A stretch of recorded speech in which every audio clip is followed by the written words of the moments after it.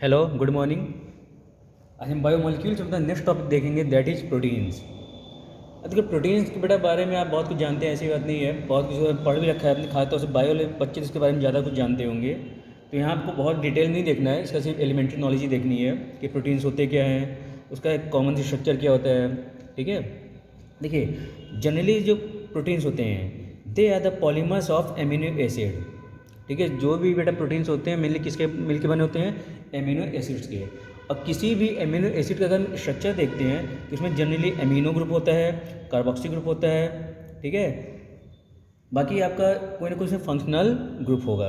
और जो सबसे सिंपलेस्ट अमीनो एसिड होता है वो क्या होता है, ग्लाइसिन होता है। इन किसी भी प्रोटीन के अमीनो एसिड का स्ट्रक्चर देखें तो उसमें मेनली तीन ही ग्रुप्स होते हैं। ठीक है, मान लो आपने बेटा क्या लिया, जैसे हम अगर अमीनो एसिड के स्ट्रक्चर देखें तो कार्बन, COOH, NH2, ये आपका H, और ये क्या हो जाएगा आपका कोई ना कोई यहाँ पे क्या होगा, एल्किल ग्रुप। ठीक है, तो किसी भी एमिनो एसिड का एक सिंपल सा स्ट्रक्चर है। अगर इस R को हटा के हम क्या कर दें, यहाँ हम क्या कर दें, अगर H कर दें तो सबसे सिंपलेस्ट एमिनो एसिड होती है जिसे हम क्या कहते हैं, ग्लाइसिन कहते हैं। ठीक है, ध्यान रखिएगा, अगर R की जगह हम क्या रख दें, H कर दें तो आपकी जो एमिनो एसिड कौन सी बनती है फिर, ग्लाइसिन, और ये सबसे सिंपलेस्ट एमिनो एसिड होती है।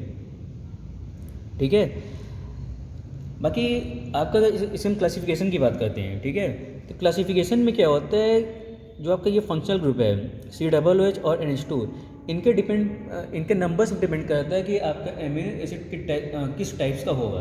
अगर कार्बोक्सिलिक ग्रुप एमिनो ग्रुप से ज़्यादा हो जाए, यानी इसका नंबर्स क्या हो जाए, एमिनो ग्रुप के नंबर्स ज़्यादा हो जाए, तो उसे हम एसिडिक एमिनो एसिड कहते हैं। अगर बेटा आपका एमिनो ग्रुप ज़्यादा हो जाए in compare to carboxylic group तो उसे हम बेसिक एमिनो एसिड कहते हैं। अब दोनों का नंबर क्या हो जाए, बराबर हो जाए, तो उसे हम क्या कहते हैं, न्यूट्रल एमिनो एसिड कहते हैं।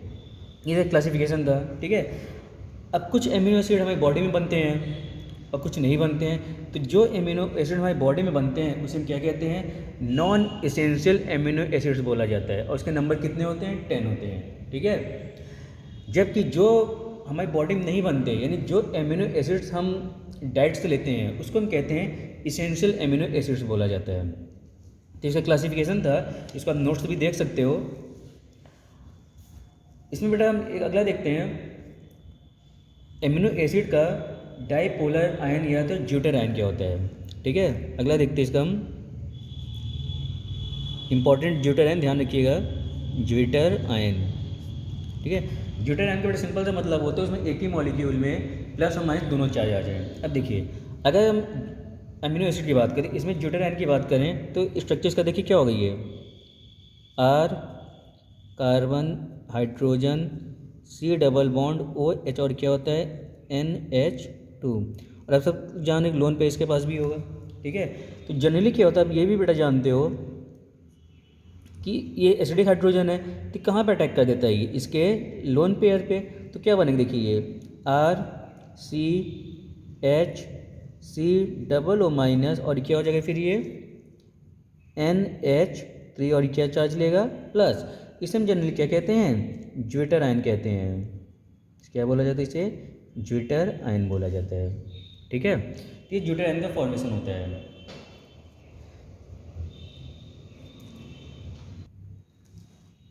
ये क्या होगी, ज्यूटर आयन बन गई, इसे बेटा हम डाईपोलर आयन भी कहते हैं। और जनरली क्या होता है, अगर एमिनो एसिड आपका इस फॉर्म में होते हैं, डाईपोलर आयन के फॉर्म में होता है, तो उसका एम्फोटोरिक बिहेवियर होता है। ठीक है, और यदि इसको हम इसके सोल्यूशन से इलेक्ट्रिसिटी पास कर दें तो किसी भी इलेक्ट्रोड पे इसका डिपोजिशन नहीं होता, इन किसी भी इलेक्ट्रोड पर भी माइग्रेट नहीं होता है। ठीक है, तो ऐसे पीएच पे, यानी ऐसे पीएच पे जिस पे आपका जो डाईपोलर आयन बनता है वो किसी भी इलेक्ट्रोड पे माइग्रेट ना हो, उस कंडीशन को, यानी उस पॉइंट को, यानी उस कंडीशन को कहते हैं आइसोइलेक्ट्रिक पॉइंट बोला जाता है। ठीक है, तो कुछ टर्म्स को ध्यान रखिएगा। अगला देखते हैं हम, पेप्टाइड बॉन्ड। देखिए दो प्रोटीन आपस में कनेक्ट कैसे होते हैं, by the formation of peptide bond. ठीक है, तो देखते हैं अगला हम, peptide bond formation. Peptide bond, ठीक है, मान लो बेटा आप कोई भी अमीनो एसिड ले लो। ठीक है, जैसे मान लो सपोज करो आपने सबसे सिंपलेस्ट अमीनो एसिड लिया, ग्लाइसिन, तो ग्लाइसिन का स्ट्रक्चर क्या हो जाएगा फिर, H2NCH2, उसके बाद COOH। ये मान लो सबसे सिंपलेस्ट अमीनो आपने क्या लिया, सबसे सिंपलेस्ट अमीनो एसिड है ग्लाइसिन। ठीक है, आपने एक अमीनो एसिड और लीजिए जिसे हम कहते हैं एलानिन। ठीक है, तो मान लो बेटा उसको भी लो आप, तो क्या हो जाएगा ये H2NCH। ठीक है, अब यहाँ क्या लगा लीजिए, एक फंक्शनल ग्रुप हो जाए, सॉरी एक एल्किल ग्रुप क्या हो जाएगा CH3 और COOH। इसे हम क्या कहते हैं, ये कौन सा अमीनो एसिड है, एलानिन है। ठीक है, हमें क्या करना है, पेप्टाइड बॉन्ड बनाना है। ठीक है, अब देखिए इस केस में क्या होता है, अगर हम यहाँ से वाटर मॉलिक्यूल क्या करें, रिमूव कर दें, वाटर मॉलिक्यूल क्या करें, रिमूव करें। और बेटा वाटर मॉलिक्यूल रिमूव करना है तो हमें क्या होगा, देखिए यहाँ से आपको वाटर निकालिए तो यानी यहाँ से OH, यहाँ से क्या लीजिए H। ठीक है, यहाँ से OH लीजिएगा और यहाँ से क्या लीजिएगा आप H लेंगे। ठीक है, ध्यान रखिएगा यहाँ से हमें क्या करना है, वाटर मॉलिक्यूल को रिमूव करना है, ध्यान रखिएगा बेटा।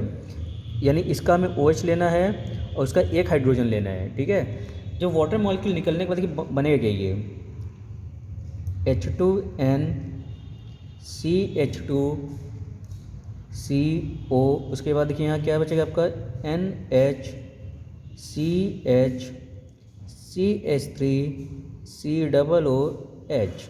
ठीक है, यानी आपका जो बॉन्ड बना हुआ है ये वाला बॉन्ड, ठीक है, इसे हम कहते हैं पेप्टाइड लिंकेज। इसे क्या बोला जाता है, पेप्टाइड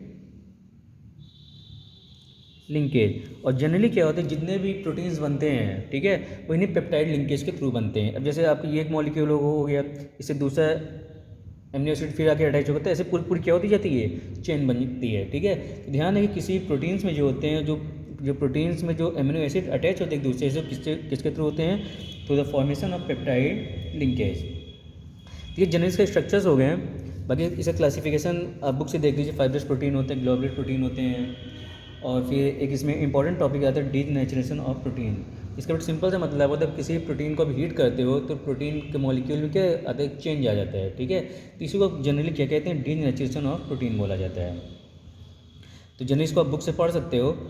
बाकी इसमें जो अगला बायोमॉलिक्यूल्स है वो आपका है न्यूक्लिक एसिड, इसको आप रीड कर लीजिएगा बुक से। DNA है, RNA है, इसके बारे में आप पढ़ते आ रहे हो शुरू से, तो उसको हम डिस्कस यहाँ पे नहीं कर रहे हैं। तो बायोमॉलिक्यूल्स के बारे में जनरली आपको यही इतना देखना था। नेक्स्ट क्लास में हम बात करेंगे अगला चैप्टर अपना इलेक्ट्रोकेमिस्ट्री, जो काफ़ी इंपॉर्टेंट चैप्टर है। Thank you.